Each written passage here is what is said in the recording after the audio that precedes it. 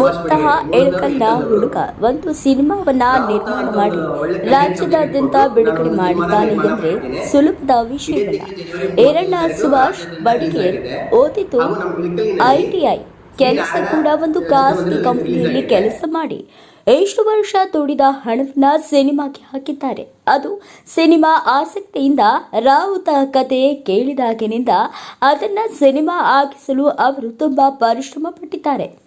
Cinema Bengaluru, Koppal ಜಿಲ್ಲೆ ಕಡೆ ಉತ್ತಮ ಪ್ರತಿಕ್ರಿಯೆ ಸಿಕ್ಕಿದೆ. ಆದರೆ ನನ್ನ ನೆಲದಲ್ಲಿ ಇನ್ನೂ ತನಗೆ ಬೆಂಬಲ ಸಿಗಬೇಕು ಎಂದು ದೊಡ್ಡವರಿಂದ ದೊಡ್ಡವರವರೆಗೂ ಓಡಾಡಿ ಇಳಕಲ್ನ ಮನ ಗೆಲ್ಲಲು ಪ್ರಯತ್ನಿಸುತ್ತಿದ್ದಾನೆ.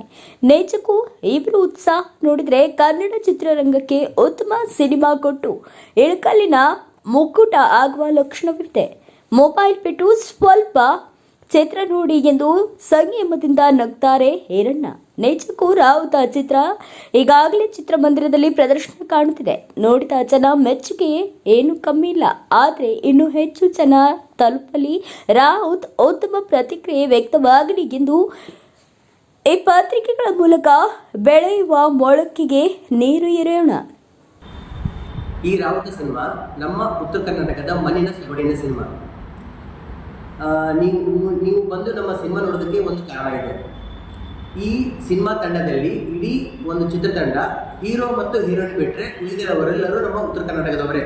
ಅದರಲ್ಲೂ ಅದನ್ನು ಪ್ರೊಡ್ಯೂಸ್ ಮಾಡಿದವರು ಇಳಕಲ್ದವರೇ.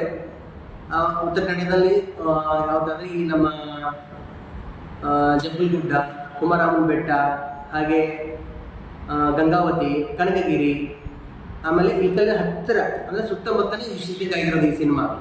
ನೀವು ಈ ಸಿನಿಮಾ ಒಂದು ಸರಿ ಬಂದು ಥಿಯೇಟ್ರಲ್ಲಿ ನೋಡಿದರೆ ನಿಮ್ಗೆ ಏನು ಅನಿಸುತ್ತೆ ಅಂದರೆ, ನೀವು 80 ವರ್ಷದಿಂದ ಹೇಗೆ ಅಂದರೆ ಹಿಂದೆ ಸಿನಿಮಾ ಬರ್ತಾ ಇದ್ವಲ್ವಾ, ರಾಜ್ಕುಮಾರ್ ಅವರು ಸಿನಿಮಾ ಬರ್ತಾ ಇದ್ವಲ್ಲ, ಅದು ನಾಗಮಂಡಲ, ಆ ಕ್ಯಾಟಗರಿಗೆ ಈ ನಮ್ಮ ಸಿನಿಮಾ ಸೇರುತ್ತೆ.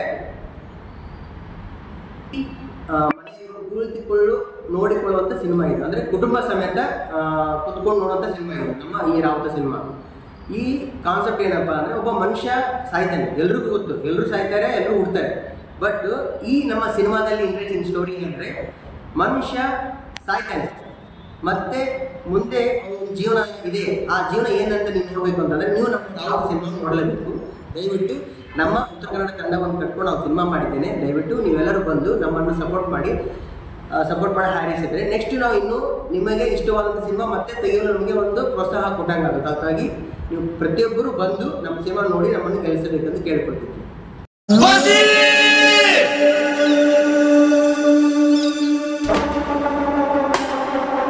ಈ ಜಗತ್ತು ಶೂನ್ಯದಿಂದ ಹುಟ್ಟಿರುವುದೇ?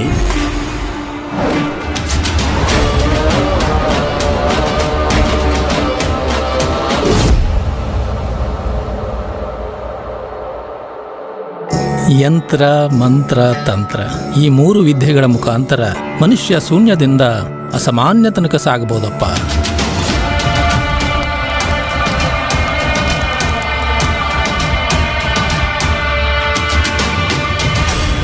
ಜ್ಞಾನದಂಡೆದಾಗ ಜಳಕ ಮಾಡಿ ಜಡಿ ಮೈಗೆ ಕಾವು ಕೊಟ್ಟು ಹಂಗ ಬೋಗಕ್ಕೆ ಜಡೆ ಅಣದು ಗಾಳಿಯಾಗಿ ತೇಲೋ ದೇಹ ಆಗ್ಬೇಕು ಅಂತೀರಿ? ಈ ಭೂಮಿ ಮೇಲೆ ಎಲ್ಲರೂ ಕೂಸುಗಳಾಗಿ ಹುಟ್ಟಿ ರಾಸುಗಳಾಗಿ ಬೆಳೆದು ದಾಸುಗಳಾಗಿ ನಡೆದು ಮತ್ತೆ ಮಾಸುಗಳಾಗಿ ಬೆರೆತು ಹೊಕ್ಕಾರಪ್ಪ. ಪಿತ್ಗಿತ್ತಾಯ್ತೇನೋ? ಹುಳಿ ಪಳಿ ತಿಂದಿ? ಇವಾಗ ನೀ ಹೇಳ್ದಂಗ ಹೊಟ್ಟುಂತು ನೋಡು. ಲೋಕವನ್ನು ಸೃಷ್ಟಿಸಿದ ಯಾವುದೋ ಒಂದು ಕಾರಣ ಪದಾರ್ಥವಿದೆಯೇ? ಇಲ್ಲ, ಅದು ಕಲ್ಪನೆಯಿಂದ ಹುಟ್ಟಿದ ಭ್ರಾಂತಿಯೇ. ಕಂಪ್ಲಿರಾಯನ್ ವಂಶಿಕ ಸೈನಿಕರು ಬೇಕಂತ ನಾ ಅಲ್ಲೇ ಹೋಗಿ ಸೇರ್ತಿದ್ದೆ.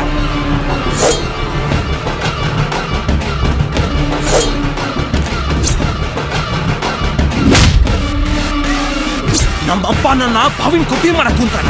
ಅದರಿಂದ ನಾನು ರಾಜ್ಯಕ್ಕೆ ಸೈನ್ಯಕ್ಕೆ ಸೇರೋದೇ ಇಷ್ಟ ಇಲ್ಲ. ಹೆಡ್ಕಿ ದೊರೆಗಳ ನಿಷ್ಠನ ಸ್ವರ್ಗಕ್ಕೆ ನೋಡು ಮಗನ. ಏನೊಂದು ಭ್ರಮಿ ಸೃಷ್ಟಿ ಮಾಡಿ ನನ್ನ ಹುಚ್ಚುನ್ ಮಾಡಕತ್ತೀರಿ, ಬಹುತಾರ್ಯಾಕ ಮುಳ್ಚೆಲ್ಲಕತ್ತೀರಿ.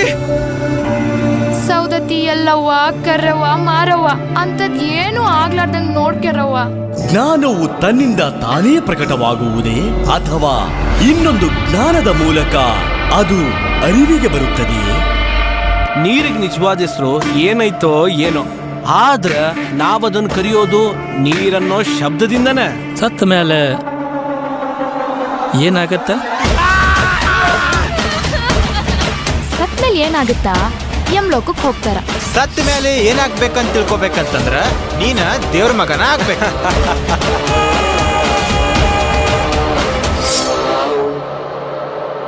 ನೀವು ಪುರಾಣ ತಿಳಿಯೋ ಕಾರಣಗಳಾಗ್ತೀರ.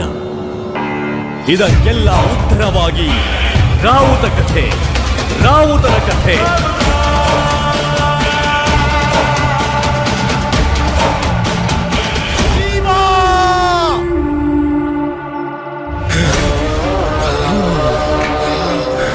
ಏನಾಯ್ತು ಮಾರದ್ರಾಗ?